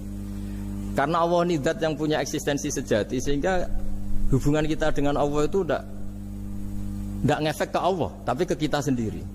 Sehingga mereka lebih rileks karena nggak merasa harus mati-matian bela Allah. Allah tetap Al-Qayyum, zat yang bisa berdiri sendiri. Sehingga di kitab-kitab itu ada bab namanya Mizahun Nabi, guyonan-guyonan Nabi. Itu ada babnya sampai di kitab Ihya, di kitab banyak lah gitu. Masyhur itu suatu saat ada orang sepuh sowan ke Nabi. Karena sudah sepuh, beliau pamit lah, kira-kira jam segini pamit, ya Rasulullah saya mau pulang karena nanti kemalaman. Karena beliau jalan kaki yang orang sepuh. Kata Nabi, dah tenang saja di sini, nanti pulang kamu udah jalan kaki. La ahmilan naki alab ninakoh, nanti kamu tak naikkan anaknya unta. Pikirannya orang sepuh tadi, namanya anak unta itu ya kecil. Wa ma fa'altu bibninako, apa yang bisa saya lakukan dengan anak unta? Sudah, tenang saja. Setelah beliau ngaji lama, ya dikasih unta tua itu. Silakan kamu bawa unta saya ini. Ini kan unta tua, ada anak unta. Ya meskipun tua ya anaknya unta, kata Nabi. Ya tapi cerita saja. Meskipun tua juga anaknya unta. Jadi agama itu rileks. Nabi Ibrahim, kembali lagi ya karena syariat Ibrahim. Nabi Ibrahim itu pernah minta supaya nyawanya itu diperpanjang, karena beliaunya, umumnya orang itu kan ingin nyawa panjang, ingin umurnya panjang. Beliau yakin penting nyawa panjang, umur panjang. Allah tidak jawab ke apa. Suatu saat ada tamu, orangnya itu sepuh sekali. Nabi Ibrahim karena orang yang sangat menghormati tamu dikasih kurma, apa itu? Anggur.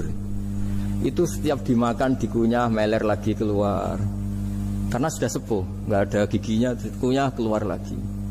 Itu jawabnya Nabi Ibrahim, ya Allah, masuk lagi ke kamar, sholat lagi, mengcancel doa panjang umur. Katanya Ibrahim, oh jenengan jawab toh gitu.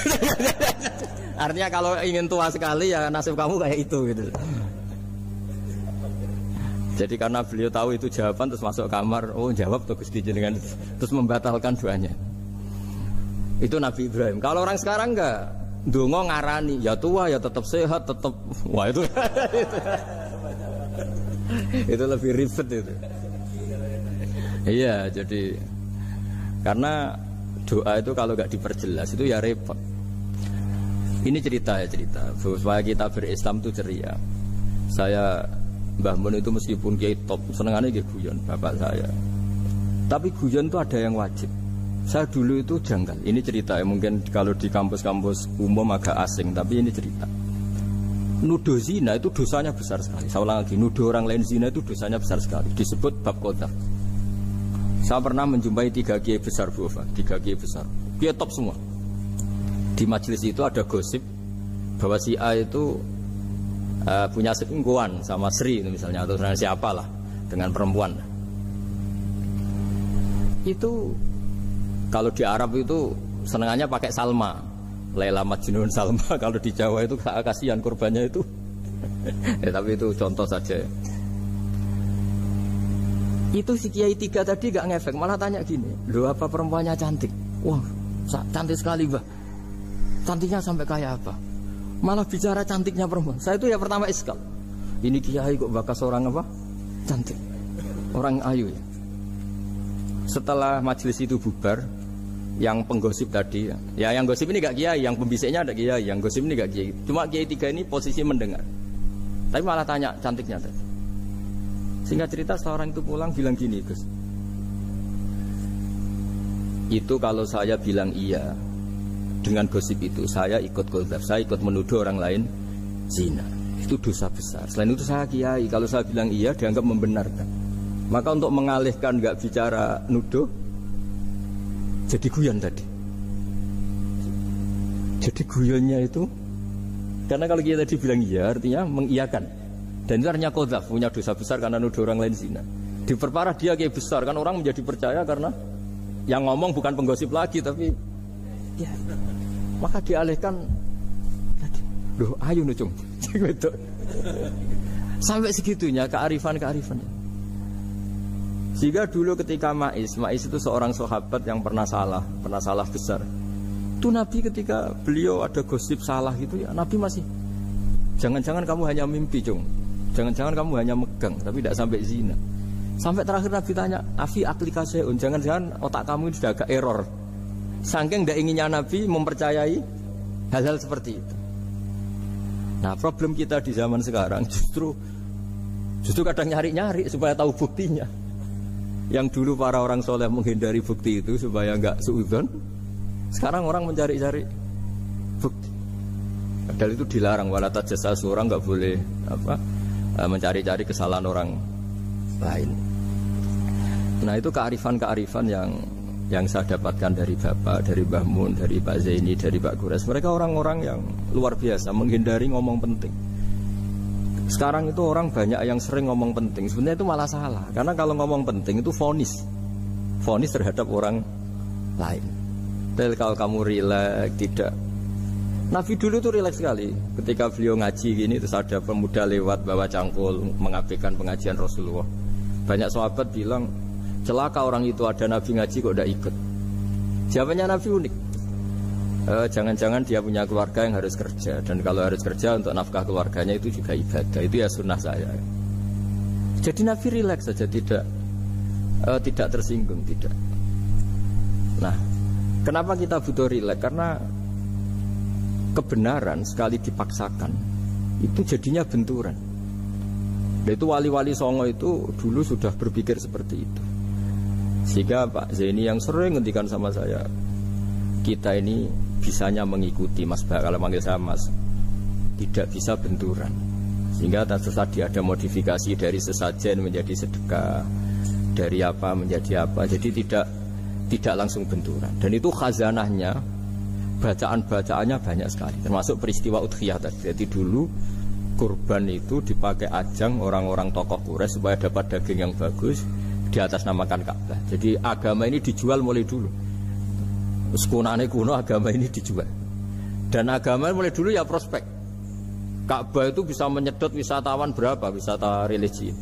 Sehingga dulu ada Ka'bah tandingan, perhitungannya juga ekonomi. Jadi mulai dulu itu ya sudah seperti itu. Mau apa Mang Allah bikin dunia seperti ini. Jadi mulai dulu agama itu ya, sampai orang Yahudi gak mau iman sama Nabi ya pikirannya sederhana. Kalau saya tokoh banyak yang sowan, banyak yang ngasih-ngasih. Kalau saya ikut Muhammad, saya anak buah, yang ngasih saya siapa? Jadi perhitungannya juga ekonomi. Jadi ketika Abraham mau bikin Ka'bah tandingan, itu perhitungannya juga ekonomi. Jadi ribet kan memang kalau manusia itu sudah ribet. Tapi Islam ini datang bukan untuk itu, tapi memaklumi itu. Itu hebatnya Nabi Ibrahim. Ketika beliau berdoa, ya Allah, keluarga kami saya tempatkan di Mekah. Rabbana liyuqimus sholata faj'al af'idatam minan nasi tahwi ilaihim warzuqhum minas samarat. Cuma menurut Islam dibalik, ya Allah, kita ini ingin anak-anak kami ini bersujud kepada Engkau, ingin anak-anak kami ini melakukan sholat. Tapi mereka ini manusia yang untuk ketahanan hidupnya butuh makan, butuh rizki, butuh ekonomi. Maka tolong ekonominya dijaga ya Allah. Jadi dibalik, demi sholat menjaga ekonomi. Jangan dengan demi ekonomi meninggalkan sholat. Jadi dibalik, jadi demi sholat menjaga ekonomi. Juga termasuk menjaga politik.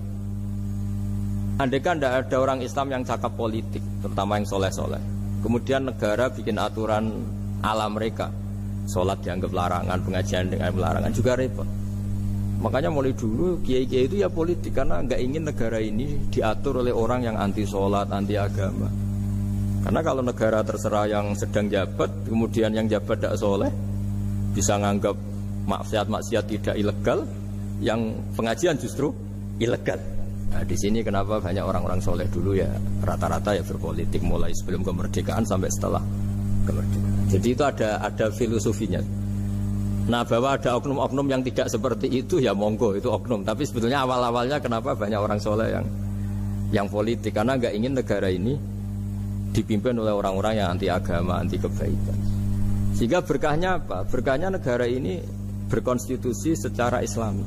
Meskipun tidak negara Islam, tapi tadi hak asasi manusia terjaga, hak belajar, hak beragama, hak ibadah. Coba bayangkan kalau kita jadi korut, Korea Utara kan pusing. Jadi, nah itu uniknya. Lagi-lagi ini cerita uniknya. Itu mulai dulu itu tidak ada benturan. Ketika ada Masumi, ada Partai NU, ada macam-macam. Muhammadiyah datang di Jogja itu Mbah Ahmad Dahlan itu teman dekatnya Mbah Hasyim. Saya tahu banyak tentang, namanya dulu Darwis. Itu dulu ngajinya sama pernah buyut-buyut Qiyami di sini. Dulu ngaji Mbah Soleh Darat, Mbah Ahmad Dahlan sama siapa itu Mbah Hasyim. Ketika di Mekah yang Mbah Ahmad Dahlan ngaji Syekh Khotib Minangkabau itu ya sama Mbah Hasyim. Nah kebetulan Mbah Ahmad Dahlan hidup di Jogja yang zaman itu sudah khurafatnya kayak apa, karena ada sistem agama yang sangat, menurut beliau sangat jauh dari Islam yang murni. Terus beliau revolusinya seperti itu. Yang Mbah Hasyim nempat di Jombang. Nah itu kan murni ilmu sosial, murni muqtadul hal. Terus beliau punya metode yang berbeda, tapi nggak masalah, mulai dulu nggak masalah. Kemudian yang, jadi kalau yang kadang-kadang memasalahkan tuh ya memang yang nggak tahu masalah. Sebenarnya dulu itu ya biasa aja, karena ya itu urusan metode, urusan. Saya teruskan masalah udhiyah. Jadi yang diceritakan Nabi Ibrahim tadi, bahwa benci seseorang kita atas namakan maksiat itu tidak segampang itu. Karena jangan-jangan kebetulan yang maksiat itu keluarga kita. Apakah kita punya kebencian yang sama saat yang maksiat itu keluarga kita, atasan kita, teman kita? Ya kayak tadi, kalau saya corong jo dibelanjani janji, ada orang janji sama saya nggak tepat waktu, saya bisa marah, itu pasti sebabnya jelas. Itu bawaan saya nggak berjasa sama saya. Kalau kata dokter Klik nggak cantik ya. Tapi kalau itu orang yang misalnya rektornya bilang, maaf ya saya tidak bisa datang hari ini, tidak apa-apa. Pasti manut itu. Atau yang nyelain janji kiai itu, cuma kamu harus teko itu. Ini betul apa-apa. Gayanya saja kita marah karena khulful wa'di apa, ingkar janji. Sama. Intinya Nabi Ibrahim itu, coba kalau yang maksiat itu anak kamu berharap saya ngasih tobat kan, bukan langsung tak habisin kan. Intinya Allah ingin bilang ke Nabi Ibrahim, andai kan yang maksiat itu anak kamu, ingin saya menghabisi apa tak kasih tobat? Ya kasih tobat ya. Ya seperti itu saya yang bikin. Maka di Al-Azhar sana, kalau cerita orang-orang alim itu masyhur, ada tempat maksiat mau dihabisin sama orang-orang yang sangat keras. Ketemu Syekh Mutawalli Sa'rawi, ditanya, andai kan mereka mati saat maksiat, itu mereka ke surga apa ke neraka? Ya ke neraka. Terus ditanya sama Syekh Mutawalli, kalau mereka ke neraka, akan adzalika muradan Nabi? Apa seperti itu yang digandaki Nabi, umatnya mati terus masuk neraka karena belum tobat?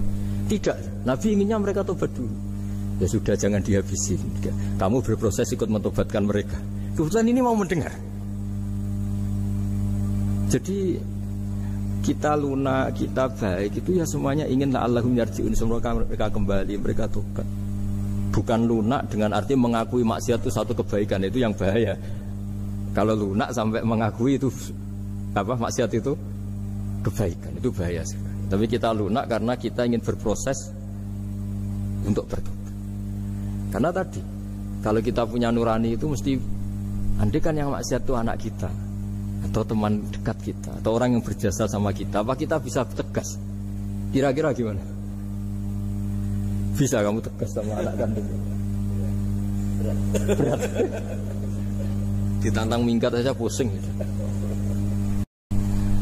Ya makanya terus, ini saya baca teks aslinya ya, supaya mungkin sebagian yang punya kitabnya atau memang punya tradisi akademik supaya mendengar ini. Saya baca ini versi yang kedua ini di kitab Hikam. Kitab Hikam juga termasuk kitab pegangan para kiai, halaman 4 juz 2. Diredaksikan gini, waqad adzaballahu ta'ala, ini masih tentang kurban. Waqad adzaballahu ta'ala khalilahu Ibrahim fi ba'di mawatinihi al-azimah. Jadi Allah kalau dalam bahasa Arab memberi teguran itu namanya takdib. Makanya kalau orang nakal itu, kalau orang Jawa bilang kurang ajar. Sebenarnya ajar itu kan tahun ajaran baru. Ajar itu kan barang baik. Ya kan disebut tahun ajaran baru. Pengajaran, ajar itu kan barang. Jadi kalau kurang ajar berarti kurang baru. Itu bahasa Arabnya orang yang kurang ajar perlu diajari. Itu kalau orang Arab bilang ditakdib. Diwarai toto kromo, diadabkan. Jadi belum punya adab diadabkan. Ya, itu udah. Tapi tentu Nabi Ibrahim nggak sampai kurang ajar. Ini kan cerita bahasa ya. Jadi kalau sebenarnya ajar itu udah buruk-buruk amat, kurang ajar. Berarti orang ini kurang pelajaran, kurang. Tapi di Jawa itu agak salah kaprah. Kalau kurang ajar itu ekstrim. Misalnya duduk di meja itu disebut kurang ajar. Sebenarnya ada se-ekstrim itu. Saya teruskan ya. Terus wa 'allamahu kaifa yatakhallaqu bihadzal khuluqil karim inda tilaihi alal asrar. Teruskan anak Ibrahim annahu arhamul khalqi qol farafa'ahu wa ta'ala hatta asyrafa ala ahlil ardi. Nabi Ibrahim diterbangkan ke langit sehingga melihat di bumi yang maksiat-maksiat itu. Faqala ya rabbi damirhum, habisi saja. Terus faqala wa ana arhamu bi ibadi minka ya Ibrahim ihbit fala allahum yatubun wa yarjiun. Jadi setelah permintaannya semua dikabulkan, dihabisin sama Allah, terakhir cobalah kamu sekali-kali dakwah ke mereka. Kamu belum pernah dakwah kok tahu-tahu minta mereka dihabisin. Coba kamu dakwah, jangan-jangan mereka mau kembali. Nah terus sebagian cerita itu terus diteruskan ketika suatu saat Ibrahim akhirnya diminta menyembelih putranya. Inni arafil manami anni atfahuka fangdur mata taro. Falamma tasammara lidzalik wa akhadha sikin biyadi qala Allahumma hadza waladi wa samratu fuadi wa habbun nasi ilayya. Ya Allah, ini buah hatiku, ini orang paling saya cintai. Kenapa engkau menyuruh ini supaya saya bunuh? Terus beliau dijawab sama Allah, ama ta'lamu anni rahimun bi ibadi kama anta syafiqun bi waladik.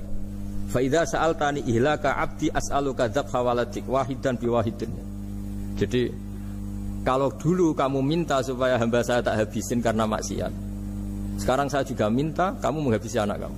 Tapi ini kan anak saya, sama itu hamba saya yang bikin juga saya. Nah semenjak itu Ibrahim dianggap sebagai bapak kasih sayang. Karena semenjak itu terus beliau orang yang paling sayang. Sampai ada 3 nabi yang menjadi metodenya Rasulullah SAW sebagai mentornya.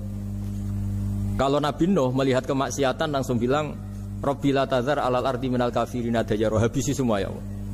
Tapi kalau Nabi Ibrahim apa? Faman tabi'ani fa innahu minni wa man asani fa innaka ghafurur rahim. Orang yang ikut saya ya karuan kelompok saya, dan yang sebelum ikut semoga engkau mengampuni. Tentu lewat proses dakwah, lewat proses. Nah, Wali Songo, kembali ke Wali Songo dan para guru-guru kita, itu seperti itu semua. Jadilah Islam yang di Indonesia, Islam rahmatan lil alamin, itu konstruksinya ya dari ilmu-ilmu seperti ini. Bacaannya seperti ini. Karena ternyata kita tegas tadi ujung-ujungnya karena itu tidak cantik, tidak atasan kita, tidak berjasa sama kita. Kamu kalau ada supir telat, supir kok telat datang kantor gitu, pasti supir itu belum pegang rahasia. Setelah pegang rahasia tak jamin aman itu meskipun telat. Karena lebih ngeri pasti. Artinya manusia itu kayak apa ngeklaimnya tegas, disiplin, objektif. Kira-kira iya apa enggak?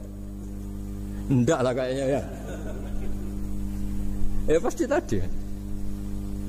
Nah itu yang makanya bapak saya kalau guyon sama saya itu, kan umumnya orang itu kalau di dunia kiai muji istiqomah. Istiqomah itu konsisten jadi imam masjid, konsisten jadi guru, jadi apa. Kalau bapak itu sering guyon ke saya, iku istiqomah apa mau digenti wong liya katanya. Artinya di balik istiqomah itu juga ada catatan lain. Jangan-jangan ambisi gak mau diganti orang lain. Jadi intinya manusia itu dalam benar saja ada unsur salahnya, apalagi pas salah gitu maksudnya. Nah ya pas benar saja ada unsur salahnya, apalagi pas salah. Itulah dengan sudut pandang seperti ini adalah orang terus gak gampang menghakimi orang lain. Karena manusia yang baik adalah cukup dia merasa aibnya banyak, salahnya banyak, kemudian itu menyibukkan dia dari mencari-cari aibnya orang lain. Makanya kalau dalam cerita Ibrahim alaihissalam, karena kurban itu identik dengan syariatnya Nabi Ibrahim, ini saya punya catatan yang kemarin tak baca juga di Jakarta. Itu suatu saat Nabi Ibrahim itu didatangin orang Majusi dulu. Orang Majusi itu ya tidak beragama. Singkat cerita Nabi Ibrahim itu terkenal kaya dan suka menghormati tamu. Dulu tamu itu sangat penting dihormati karena dulu nggak ada warung, terus padang pasir. Kalau sekarang itu ya wajib dihormati tapi tidak wajib-wajib banget karena biasanya sudah marung di mana-mana. Sudah marung di mobilnya bawa apa? Bekal.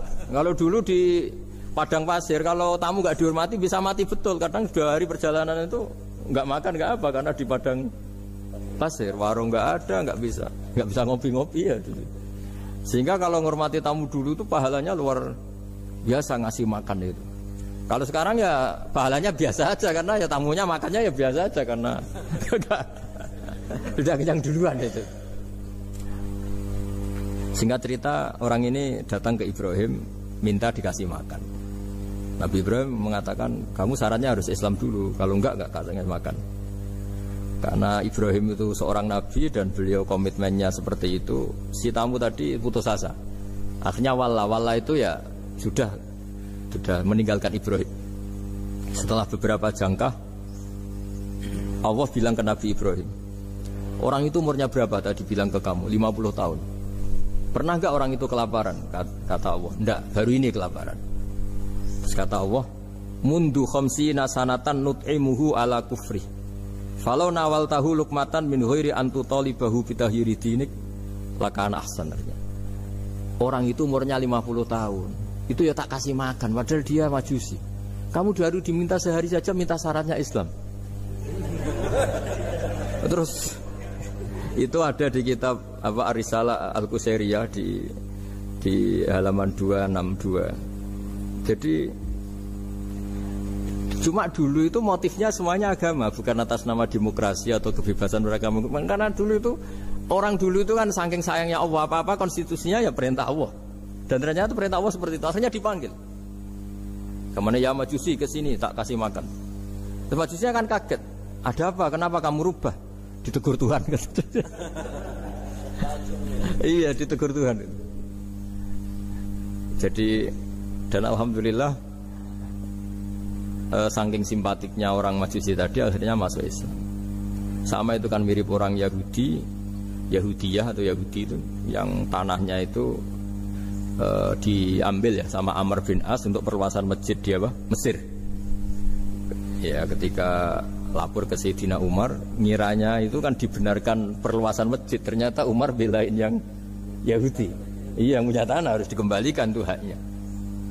Jadi Islam itu menghormati hak kepemilikan meskipun itu milik non muslim. Jadi kata Allah, mut khamsina sanatan nut'imuhu ala kufri. Falau nawal tahu lukmatan min ghairi antu talibahu bitahiri dini. Bu dikasih makan aja, tidak usah nyuruh ganti agama. Wong saya saja yang Tuhan ngasih makan dia sudah 50 tahun. Tambah syarat. Tambah syarat. Ya jadi ini cerita ya Bu Ufa. Jadi kita mungkin kenangan saya dengan Bapak, Bu Ufa dengan Profesor Zaini. Kebetulan teman dekat sekali sama saya dan hampir tiap hari saya ketemu. Minimal 3 jam. Bertahun-tahun. Sampai kalau kehabisan cerita, akhirnya cerita keluarganya. Karena kesuwan belajar, karena akhirnya cerita keluarga. Maksud saya tadi, ini saya cerita ini barang baik. Ketika beliau pernah ditahan karena aktivis dulu. Itu pas mau lahirnya Bu Ova. Terus beliau berdoa mati-matian, delalah dibebaskan. Beliau sempat nunggu kelahirannya Bu Ova ini. Terus dinamai Aufa Amalia. Itu kalau dalam bahasa Arab itu, Aufa itu Allah memenuhi apa yang saya angen-angen. Jadi itu ceritanya itu gitu. Jadi nama itu spontan aja ketika iya, jadi beliau itu aktivis dulu. Bukan dipenjara karena korupsi atau kriminal, bukan karena aktivis. Karena kalau model sekarang Bu, kalau nggak dijelaskan detail ditahan karena aktivis. Nanti dikira ditahan karena yang lain. Ribet kan? Jadi ditahan karena beliau itu dulu aktivis, bukan karena apa. Ya saya kira demikian. Monggo kalau ada. Alhamdulillahirrabbilalamin. Begitu tadi telah kita simak bersama-sama ceramah pengajian dari guru kita Gus Baha atau Kiai Haji Bahuddin Nur Salim di channel Konco Ngaji.